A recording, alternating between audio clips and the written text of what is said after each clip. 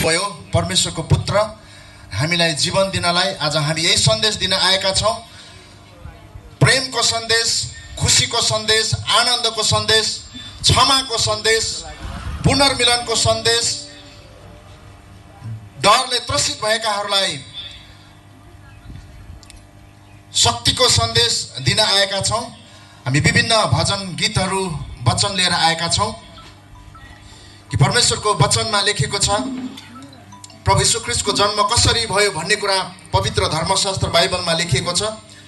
यीशु ख्रीष्टको जन्म यस प्रकारले भयो।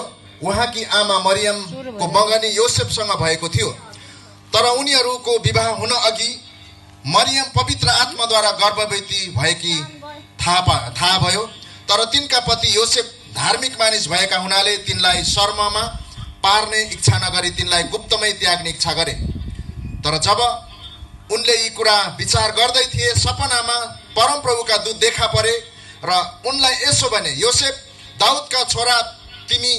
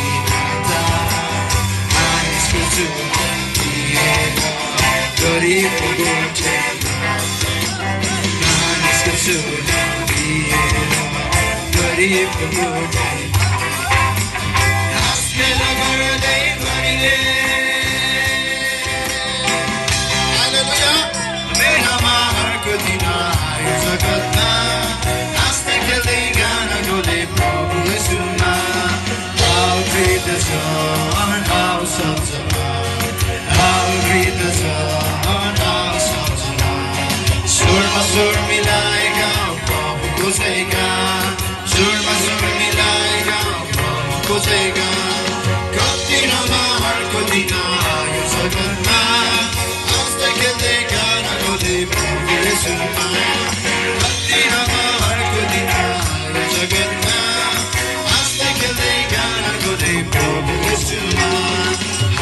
सक्दियो हामी सक्दियो आए प्रभु तनी बेथेलीमा आए प्रभु तनी कति रमाहरूको दिन जगतमा हाँस्दै खेल्दै गाना गाउँदै प्रभु येशूमा कति रमाहरूको दिन जगतमा हाँस्दै खेल्दै गाना गाउँदै प्रभु येशूमा छ अब सैतानलाई छोड अब दुष्ट सैतानलाई उठ जान स्वागत गर नवजात प्रभुलाई उठ जान स्वागत गर नवजात प्रभुलाई कति रमाहरूको दिन आयो जगतमा हाँस्दै खेल्दै गाना गाउँदै प्रभु येशूमा कति रमाहरूको दिन आयो जगतमा हाँस्दै खेल्दै गाना गाउँदै प्रभु येशूमा हेर दादा आकाशमा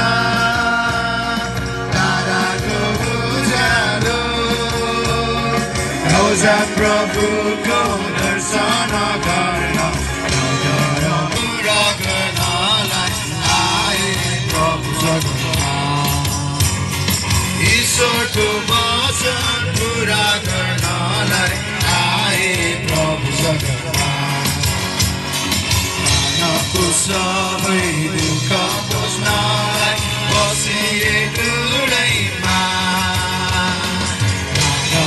सबै दुःख बुझ्नलाई बसिए दुलैमा घोटालाहरू चक्क परे जब घोटालाहरू चक्क परे जब देखे स्वर्गदूतलाई